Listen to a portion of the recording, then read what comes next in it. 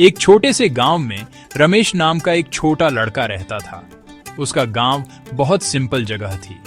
घर मिट्टी के बने थे, सड़कें बस धूल भरे रास्ते थे। वहां किसी के लिए भी जीवन आसान नहीं था। रमेश का परिवार बहुत गरीब था। उसके पिता हर दिन बहुत मेहनत करते थे।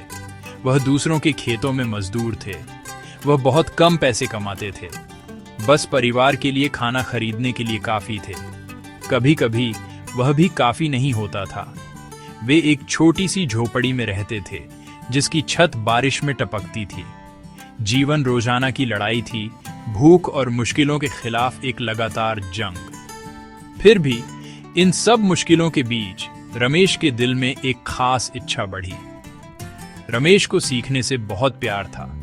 उसने गांव के दूसरे बच्चों को स्कूल जाते देखा। वे साफ यूनिफॉर्म पहनते थे। वे किताबों और पेंसिल से भरे बैग ले जाते थे। वह उन्हें एक साथ चलते हुए देखता था, हंसते और अपनी पढ़ाई के बारे में बात करते हुए।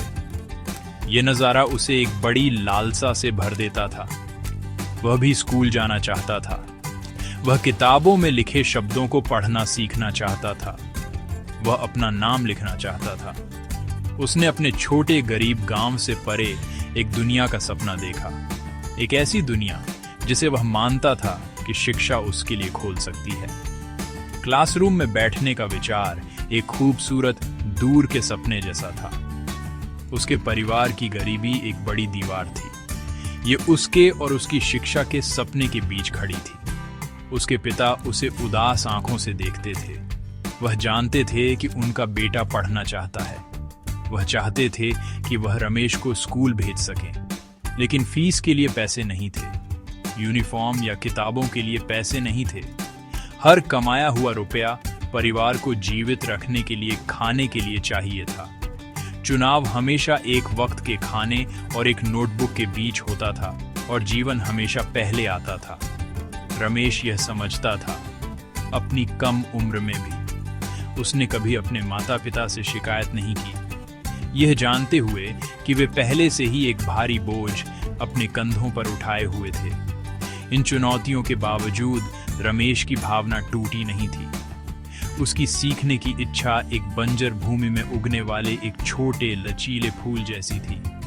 उसे विश्वास था कि एक दिन चीजें बदलेंगी। उसने अपने दिल में उम्मीद की एक छोटी सी लौ को पकड़े रखा।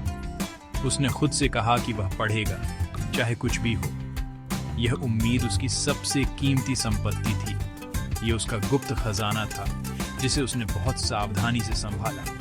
इसने उसे हर सुबह उठने और दिन की मुश्किलों का सामना करने की ताकत दी। वह जानता था कि उसका रास्ता मुश्किल था, लेकिन वह अभी तक अपने सपने को छोड़ने के लिए तैयार नहीं था। वह एक बहुत बड़े और शक्तिशाली सपने वाला एक छोटा लड़का था। हर सुबह रमेश अपनी गहरी इच्छा से पैदा हुई एक दिनचर्या का पालन करता था। वह गांव के स्कूल के बाहर चुपचाप खड़ा रहता था। वह एक बड़े बरगद के पेड़ के पीछे छिप जाता था। वहां से वह क्लासरूम से आने वाली आवाजें सुन सकता था। उसने टीचर की आवाज सुनी। उसने बच्चों को एक साथ अपनी पढ़ाई दोहराते हुए सुना। उनकी आवाजें उसके कानों के लिए संगीत जैसी थीं। वह शब्दों को पकड़ने की कोशिश करता था। वह ध्यान से उन अक्षरों और संख्याओं को सुनता था जिन्हें वे गाते थे। यह उसका स्कूल था। बरगद के पेड़ की छाया उसका क्लासरूम था। वह एक शांत छात्र था, दूर से सीख रहा था, हर उस आवाज को सोख रहा था जो उसके पास आती थी। जब स्कूल की घंटी छुट्टी के लिए बजती थी तो बच्चे खेलने के लिए बाहर भागते थे। रमेश उन्हें देखता था। उसकी आंखों में उदासी और आकर्षण का मिश्रण था। उसने उन्हें अपना लंच बांटते हुए, अपनी किताबों से पढ़ते हुए और एक दूसरे को अपनी ड्राइंग दिखाते हुए देखा। वह उनकी दुनिया का हिस्सा बनना चाहता था। वह अपने हाथों में एक किताब पकड़ना चाहता था और उसके पन्नों की बनावट महसूस करना चाहता था। वह एक पेंसिल रखना चाहता था और जो कुछ भी वह कल्पना करता था उसे बनाना चाहता था। उसने उनके चेहरों पर सीखने का आनंद देखा। इसने उसकी सीखने की अपनी इच्छा को और भी मजबूत कर दिया। वह बाहर से देख रहा था, उस दिन का सपना देख रहा था जब वह दहलीज पार कर सकता था और उनके साथ जुड़ सकता था। स्कूल के पास अपनी गुप्त पढ़ाई के बाद रमेश घर जाता था। उसके घर में किताबें या स्लेट नहीं थी, लेकिन उसके पास धरती थी। उसकी झोपड़ी के सामने की धूल भरी जमीन उसका कैनवास बन गई। वह एक छोटी नुकीली छड़ी ढूंढता था। इस छड़ी से वह उन अक्षरों को लिखने की कोशिश करता था जिन्हें उसने सुना था। वह नरम मिट्टी में अक्षरों के आकार बनाता था। A, B, C, 1, 2, 3। धरती उसकी स्लेट थी और छड़ी उसकी पेंसिल थी। उसने घंटों अभ्यास किया। उसने लिखा और मिटाया, फिर से लिखा। ये उसका होमवर्क था, एक ऐसा काम जो उसने खुद को बड़ी गंभीरता और लगन से दिया था। उसके कपड़े पुराने और फटे हुए थे। उसके पास अच्छे जूते नहीं थे। उसके पास ले जाने के लिए कोई बैग नहीं था। लेकिन उसके अंदर उसने एक बड़ी दौलत संभाली हुई थी। यह उम्मीद की दौलत थी।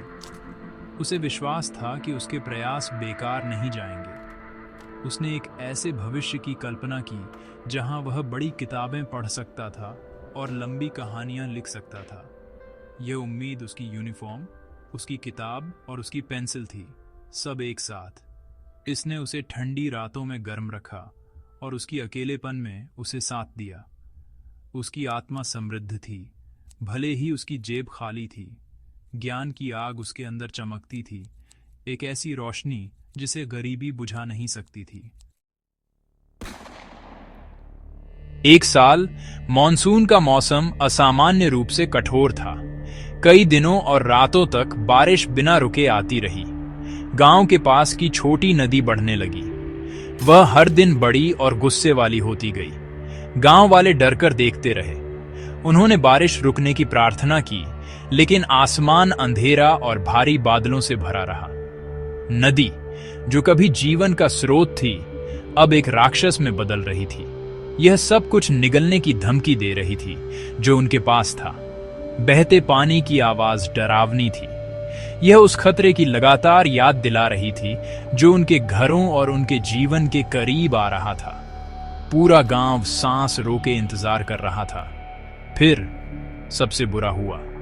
नदी अपने किनारों को तोड़कर बह निकली। एक भारी बाढ़ पूरे गांव में फैल गई। पानी बड़ी ताकत के साथ आया, अपने रास्ते में सब कुछ नष्ट कर दिया।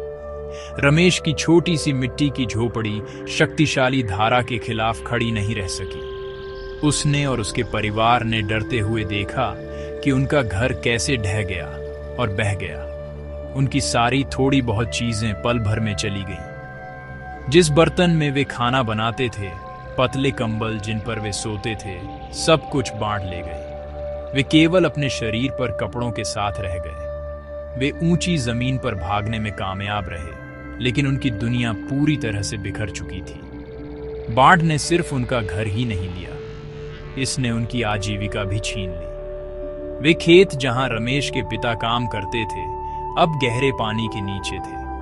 फसलें सब नष्ट हो गईं। उनके लिए कोई काम नहीं बचा था।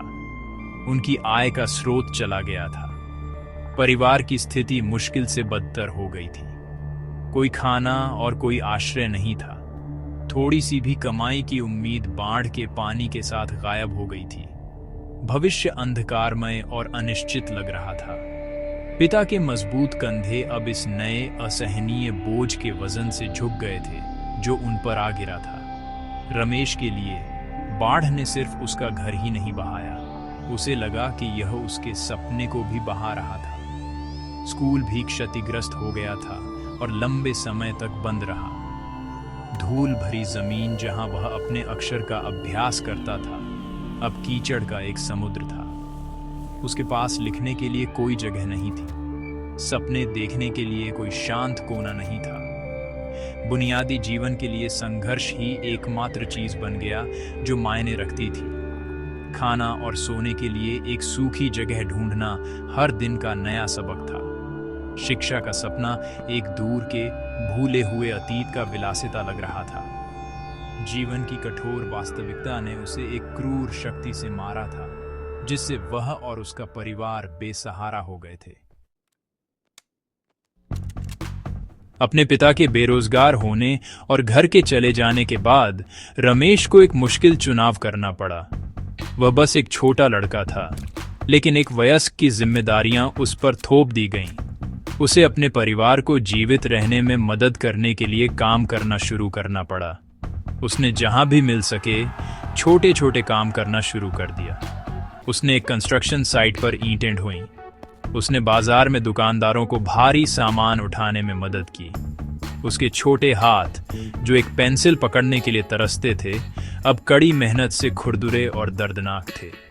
वह सुबह जल्दी से देर रात तक काम करता था। शारीरिक थकावट बहुत ज्यादा थी, किसी और चीज के लिए समय या ऊर्जा नहीं बची थी। स्कूल जाने का उसका सपना फीका पड़ने लगा। यह एक दूर के तारे जैसा लगा जो धीरे धीरे और दूर जा रहा था।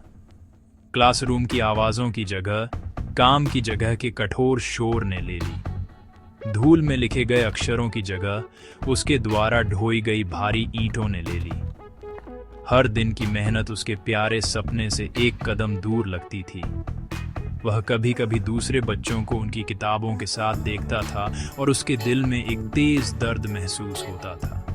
उसका जीवन अब जीवित रहने के बारे में था, सीखने के बारे में नहीं। क्रूर परिस्थितियों ने उसके खूबसूरत सपने को रोक दिया था और उसे डर था कि यह हमेशा के लिए खो सकता है। फिर भी सबसे अंधेरे समय में भी उम्मीद की लौ पूरी तरह से नहीं बुझी। वह टिमटिमाती रही, लेकिन बुझी नहीं। देर रात को जब सब सो रहे होते थे, रमेश चांद को देखता था। उसे अक्षरों के आकार याद आते थे। अपने मन में वह अभी भी उनका अभ्यास करता था। पढ़ने और लिखने की इच्छा उसके दिल में गहराई से दबी हुई थी। यह उसके अस्तित्व का एक हिस्सा था। उसने खुद से कहा कि यह बस एक मुश्किल समय था।